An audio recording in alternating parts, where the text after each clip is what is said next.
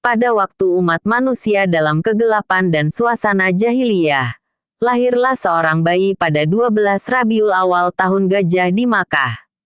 Bayi yang dilahirkan bakal membawa perubahan besar bagi sejarah peradaban manusia. Bapak bayi tersebut bernama Abdullah bin Abdul Muthalib yang telah wafat sebelum baginda dilahirkan, yaitu sewaktu baginda 7 bulan dalam kandungan ibu. Ibunya bernama Aminah binti Wahab.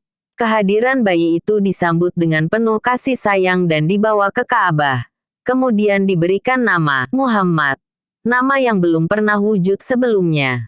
Selepas itu Muhammad disusukan selama beberapa hari oleh Tuwaibah, budak suruhan Abu Lahab, sementara menunggu kedatangan wanita dari Banu Sa'ad. Pada usia 40 tahun, Muhammad telah menerima wahyu yang pertama dan diangkat sebagai nabi sekalian alam.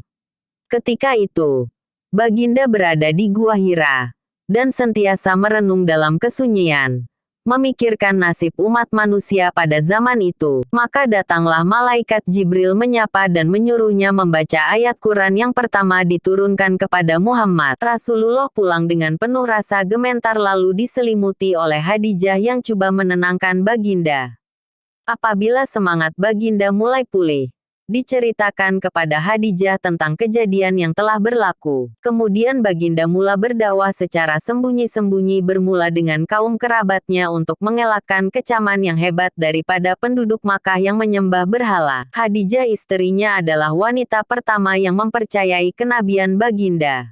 Manakala Ali bin Abi Thalib adalah lelaki pertama yang beriman dengan ajaran baginda. Dakwah yang sedemikian berlangsung selama 3 tahun di kalangan keluarganya sahaja. Dakwah secara terang-terangan. Setelah turunnya wahyu memerintahkan baginda untuk berdakwah secara terang-terangan, maka Rasulullah pun mula menyebarkan ajaran Islam secara lebih meluas. Maka sampaikanlah olehmu secara terang-terangan segala apa yang diperintahkan kepadamu, dan berpalinglah dari orang-orang yang musyrik. Al-Hijr 15:94. Namun begitu, penduduk Quraisy menentang keras ajaran yang dibawa oleh baginda. Mereka memusuhi baginda dan para pengikut baginda termasuk Abu Lahab, bapak saudara baginda sendiri. Tidak pula bagi Abu Talib. Dia selalu melindungi anak saudaranya itu. Namun dia sangat risau akan keselamatan Rasulullah memandangkan tentangan yang hebat dari kaum Quraisy itu. Lalu dia bertanya tentang rancangan Rasulullah seterusnya. Lantas jawab Rasulullah yang bermaksud, "Wahai bapak saudaraku, andai matahari diletakkan di tangan kiriku dan bulan di tangan kananku, agar aku menghentikan seruan ini, aku tidak akan menghentikannya sehingga agama Allah ini meluas ke segala penjuru atau aku binasa kerananya." Perang terakhir yang disertai oleh Rasulullah ialah Perang Tabuk dan baginda dan pengikutnya berjaya mendapat kemenangan. Pada tahun berikutnya, baginda telah menunaikan haji bersama-sama dengan 100.000 orang pengikutnya.